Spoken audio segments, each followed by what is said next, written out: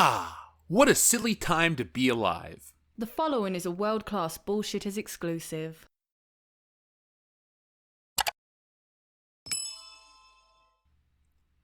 When you think of Lord of the Rings, what's the first thing that comes to mind? Hobbits? Gandalf? Dragons? Well, if you don't think of diversity and inclusion, Wizards of the Coast is here to fix that for you. Before we get to that, hit the subscribe button to never miss out on all this WCBS content and be a part of this ever-growing community. Diversity is a word that makes everyone, including the people these companies are pandering to, roll their eyes. It's the only thing modern businesses can think of. New idea? No, let's just slap a black eye on it and call it diversity. The world of entertainment is full of diversity, much to the chagrin of others, even the people who aren't white. It's like the 3D craze after Avatar. Every film shoved it in, and it's the same thing here with this new Magic the Gathering expansion set from everyone's favorite company who sends investigators to your house if they made a mistake. This bullshit comes from no one's friend, Kotaku. Next month sees the release of Magic the Gathering's Universes Beyond expansion for Lord of the Rings. The Tales of Middle-earth card game says creator Wizards of the Coast, will introduce diversity to the endlessly reworked franchise that hasn't been seen before.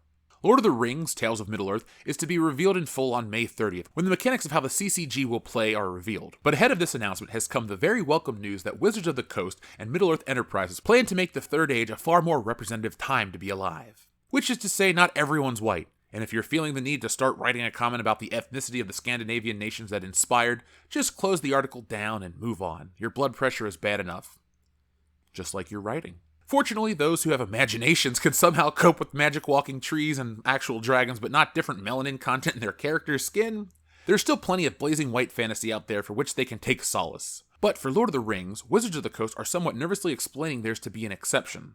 This fresh update was a conscious choice, made in partnership between Wizards of the Coast and MEE, says Wizards in a statement, and was driven by two guiding principles. They are diversity and originality. Race swapping is not original. Diversity. The Lord of the Rings is about different people of Middle-earth coming together to fight Sauron, finding strength in their diversity. Fans of all backgrounds have been enjoying these stories, characters, and locations for decades, and we wanted this set to reflect on broad inclusion. That sounds like a contradictory statement.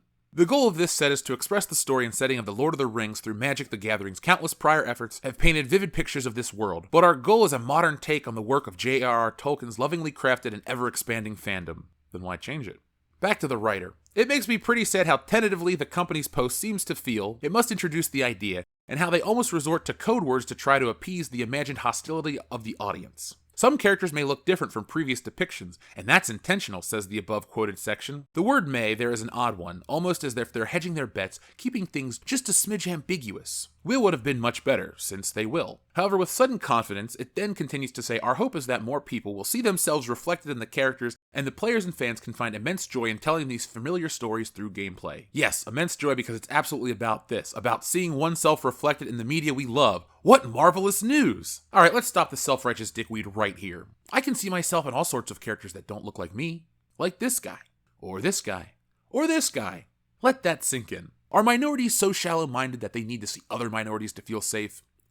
No. This sort of thinking is dangerous. Lord of the Rings sold roughly 600 million books. People of every skin color read them. The movies made billions of dollars. People of every skin color have watched them. Fantasy has fans of every color. Treating the situation as if it's the white characters are only for white audience members is incredibly regressive and silly. The real reason Wizards of the Coast has to explain this set so much is because useless articles like this and social media have poisoned the well. It's always uppity journalists telling other people to not be racist when in reality, it's just people not liking change. Who wants their favorite character changed? Raise your hands.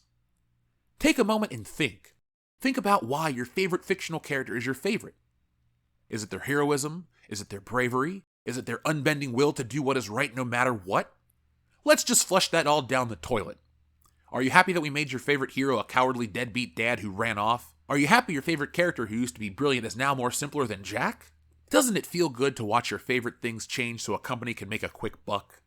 They're your favorite for a reason, and changing them pisses people off. Companies in the press have found a way to use guilt to suppress your opinion so they can create lazy cash grabs. That's all this is. Imagine the boardroom meeting. The Lord of the Rings movies were hugely successful. How do we capitalize on them without paying the actors likeness rights? Make them black?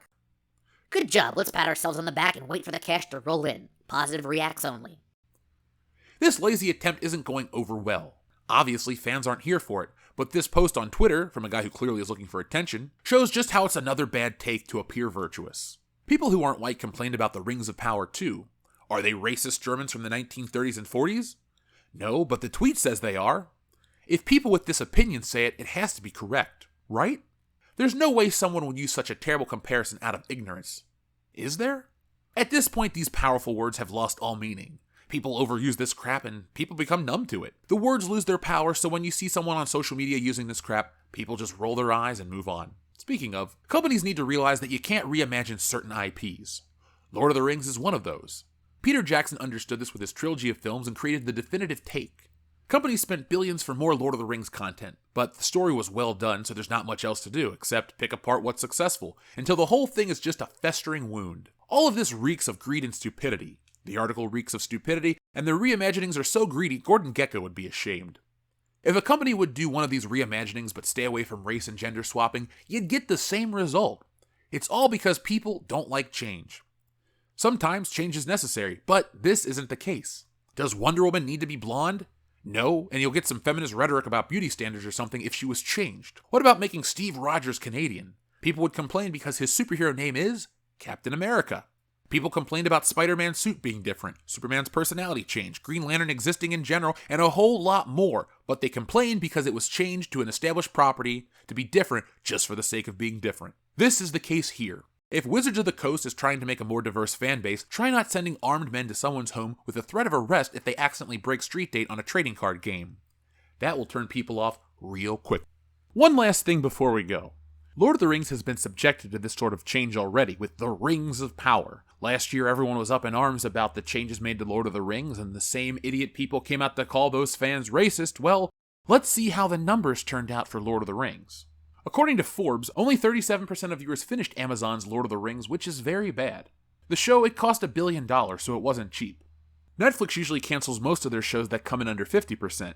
Squid Game was a mega hit with 83% completion. Other shows on HBO, formerly Max, which have weekly airings like The Lord of the Rings, Game of Thrones had more viewers at the end than it did at the premiere. The Last of Us doubled its initial viewership by the end of the season as well. 37% completion rate is very bad. It signifies fading interest in a show as time went on, which is unfortunate. But Amazon, they can't admit that the show's doing badly because they're post-committed to this production, which they have spent so much money on up front. That means at least a few more seasons no matter how it performs. One of the main takeaways from this seems to be that you can't buy your way to success. You cannot buy yourself a new Game of Thrones, Jeff Bezos, if the magic isn't there. But that's just one example, and remember folks, the numbers never lie, and they spell disaster for the Rings of Power.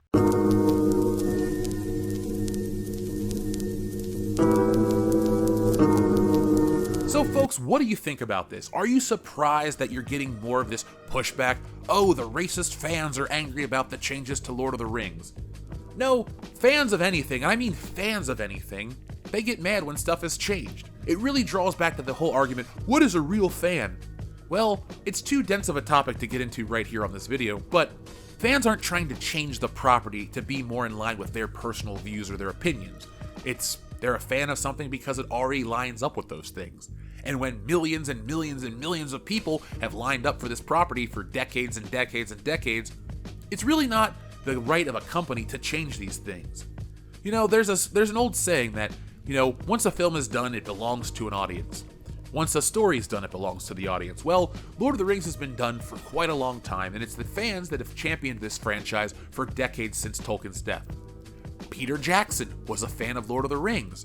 People love those movies. People lined up to see them in droves. They won Oscars. They're considered some of the best movies ever made because they're close to the source material, and Peter Jackson was a fan. It's lovingly crafted. What happens when you get corporate interference? You get the Hobbit movies. You get other things like the Rings of Power. Look at Star Wars. Once it got bought by another company, you got the sequel trilogy. It happens with comic books. When Disney bought Marvel, they got shitty. All this happens when a company replaces a creator and makes corporate changes based on social media, stocks, charts, and all this other bullshit. Art is art. It's not meant to be measured and picked apart like business, like finance, like trends, like an Excel spreadsheet. They're taking fantasy properties or just properties in general. They're looking at this Venn diagram and going, we need black, we need gay representation, we need all of these changes to look good on social media to sell more product. You're not gonna sell more product this way. People are dumb, but they're not that dumb. They're not gonna go, oh my god, Aragorn's black, I like Lord of the Rings. People like what they like. Some people don't like fantasy, and you're not gonna get people to go, there's a black dude with a sword, I better line up and buy this trading card game because it's gonna change my life. That's not how people are. And if you think that's how they are, maybe you should look in a mirror and realize you're a moron. So folks, thank you for watching. I'll be back next time with more, but in the meantime, be smart, be safe, be cool, but always be excellent to each other. Thanks for watching today's video. Yes, it's over, but don't cry because there's more, a lot more from World Class Bullshitters. And there's only one way to get it. Hit that subscribe button below. When you do that, you'll get notifications and updates from World Class Bullshitters every time we go live. Basically, you won't miss anything. And if there's one thing I hate, it's FOMO. But the thing most people hate more than FOMO is fear of missing out on World Class Bullshitters, because there's just some things you can't undo. So folks, do yourselves a favor and never miss anything from World Class Bullshitters. One last thing before you go, hit the thumbs up button. Not for our egos, no, they're big enough as this, but it does help us fight the algorithm here, and well, it's man versus machine, and that's the real fight. But if that's not your battle, that's okay. There's one last way you can help WCBS, and that's going over to shopwcbs.com, picking up a t-shirt, a beer glass, a sweatshirt, a poster, all sorts of ways to back WCBS. The difference between us and other YouTube channels is I'm the artist that makes all this stuff, so if you enjoy art beyond t-shirts, you can even read our comic books. We got it all. We're called the epitome of pop culture for a reason, and no, again, it's not for our egos. So folks, make sure you're involved with every aspect of World Class Bullshitters, not just for us, but do it for yourself. We're making the change in entertainment everybody out there wants to see. And a special thank you goes out to all of our wonderful patrons who make this content possible. Go to patreon.com/worldclassbs to get involved and help out the channel.